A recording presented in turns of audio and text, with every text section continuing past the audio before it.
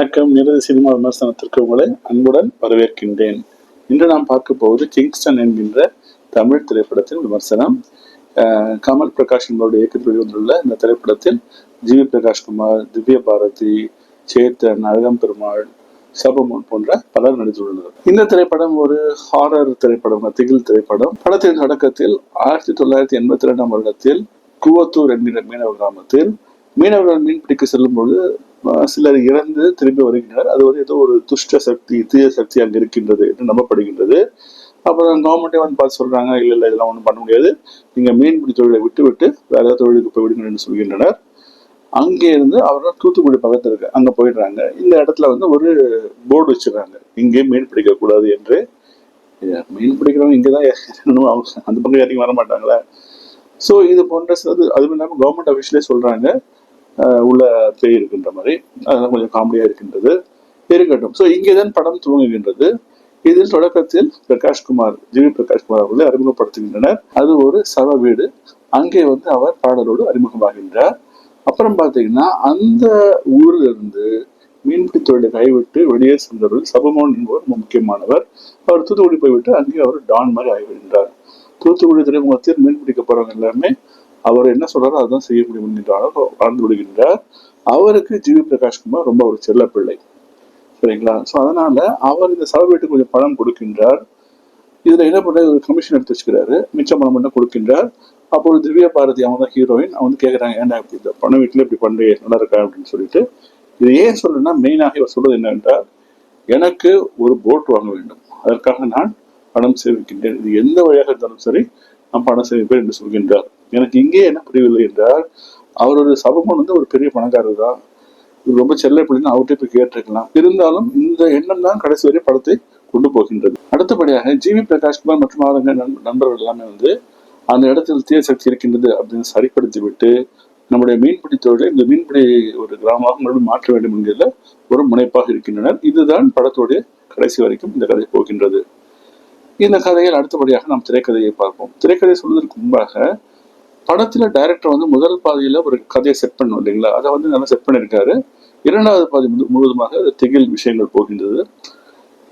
முதல் பாதியில வந்து அவர் சொல்லும் பொழுது நிறைய கேரக்டர்ஸ் கொஞ்சம் முன்ன பின்ன, கொஞ்சம் ஒரு நான் பின்னர் எடுத்திருக்காரு. முன்ன பின்ன சொல்றாரு. ஏகப்பட்ட கேரக்டர்ஸ், அதாவது ஏகப்பட்ட விஷயங்கள் வரும்போது நமக்கு வந்து கொஞ்சம் குழப்பமாக வருகின்றது. இரண்டாவது பாதி முழுவதுமே இவர் ஜி.வி. பிரகாஷ்குமார் அவர்களும் அவருடைய நண்பர்களும் கடலுக்கு ஒரு போட் எடுத்துட்டு போறாங்க. அங்கே நடக்கின்ற ஹாரர் விஷயங்கள் தான் இரண்டாவது பாதி முழுவதுமே. கடைசியில் என்ன ஆகின்றது என்பதுதான் திரைப்படத்துடைய முடிவு. ஆகவே திரைக்கதையில் பார்த்தோம் என்றால் முதல் பாதி இரண்டாம் பாதி எல்லாம் அது வந்து நன்றாக இருக்கின்றதா இல்லை என்று சொல்வதற்கு முன்பாக நிறைய விஷயங்களை டச் பண்ணிருக்கிறதுனால நமக்கு கொஞ்சம் கன்ஃபியூஷன் வருதுங்க. ஸோ அதனால அந்த கதை என்பது நமக்கு சரியாக பிடிபடவில்லை. சரி, ஏதோ வித்தியாசத்தி இருக்கு, அது என்னன்னு தெரிய போகுது. இதுதான் நமக்கு தெரிஞ்ச விஷயங்கள். இரண்டாவது பாதியில் ஜி.வி. பிரகாஷ்குமார் அவர்களும் நண்பர்களும் சேர்ந்து கொண்டு படகில் கடலுக்குள் செல்கின்றனர். நமக்கு தெரியும் இப்போ வந்து திகில் விஷயங்கள் வரப்போகின்றன, பேய் வந்து அவர்களை கொல்ல போகின்றது என்று. ஆனால் என்னவென்றால் சில கிராபிக்ஸ் நன்றாக இருக்கின்றது. அந்த கடல் அலைகள், சில பெரிய அலைகள் போல் காண்பித்த சில காட்சிகள் நன்றாக இருக்கின்றன. தவிர பேய்கள் என்று வரும்பொழுது அவை வந்து ஜாம்பிஸ் போலதான் போட்ல ஏறி வருகின்றன. நமக்கு அவற்றை பார்த்து எந்த விதத்திலும் நமக்கு பயம் என்பது சுத்தமாக வரவே இல்லை. ஆகவே திகில் என்று பார்த்தால் இந்த படம் எந்த திகிலையும் கொடுக்கவில்லை. இது ஒரு மிக முக்கியமான ஒரு டிஸ்அட்வான்டேஜாக நான் பார்க்கின்றேன். அடுத்ததாக நடிப்பு என்று பார்த்தால் பெரிதாக நடிப்பு ஒன்றும் தேவைப்படவில்லை. ஒரு சாதாரண ரியாக்ஷன்ஸ் தான். அது எல்லாருமே ஜி.வி. பிரகாஷ்குமார், திவ்ய பாரதி, அழகம் பெருமாள் மற்றும் சேத்தன் எல்லாருக்குமே வந்து பெரிதாக தேவைப்படாதனால் அவர்கள் எவ்வளவு தேவையோ அதை கொடுத்திருக்கின்றனர். நம்மளால குறிப்பிட்டு சொல்லும்படியாக எதுவும் அங்கே இல்லை. அடுத்தாக இசைக்கு வருவோம். இசை ஜி.வி. பிரகாஷ்குமார் அவர் தான் செஞ்சிருக்காரு. அதாவதுங்க, நார்மல் படங்கள்லயே வந்து பாத்தீங்கன்னா சண்டை காட்சியில ஒரே இறைச்சல். இது ஒரு பேய் படம், சொல்ல வேண்டுமா?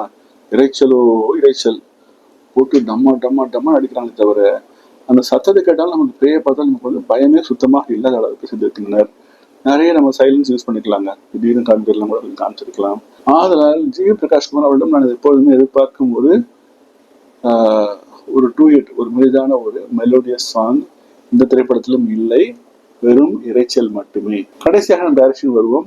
இயக்குனர் ஒரு கதையை கொஞ்சம் வித்தியாசமாக யோசித்திருக்கின்றார், கடல்ல பேய்கள் போன்று. ஆனால் பேய்கள் எல்லாம் ஜாம்பிகளாக வருவதும், அது மட்டும் அல்லாமல் நிறைய திருப்பங்களை நினைத்து கொண்டு நம்மளை ரொம்ப ட்விஸ்ட் நம்மள வந்து சுழட்டி விட்ட மாதிரி இருக்கின்றது. ஆதலால் நமக்கு அந்த பேய் படம்ன்ற ஒரு உணர்வு கூட இல்லாம இது என்ன நம்ம யோசிக்கிறதுலயே எண்ணம் போவதனால் நமக்கு பயம் என்பது சுத்தமாக வரவில்லை. கதையும் நமக்கு முழு ஈர்ப்பு வரவில்லை. எனவே டைரக்ஷன் என்பது சுமார் தான். கடைசியாக திரைப்படத்தை பார்க்கலாமா வேண்டாமா என்ற கருத்துக்கு வருவோம். என்னை கேட்டால் வேண்டாம் என்று தான் சொல்லுவேன். ஏனென்றால் நமது பணத்திற்கும் நேரத்திற்கும் ஏற்ற அளவு கதையோ அல்லது காட்சிகளோ ஒரு இன்ட்ரெஸ்டிங்காகவும் இல்லை, திகில் மூட்டமாக இல்லை. இந்த விமர்சனம் உங்களுக்கு பிடித்திருந்தால் தயவு செய்து உங்களுடைய நண்பர்களுக்கும் உறவினர்களுக்கும் ஃபார்வர்ட் செய்யுங்கள்.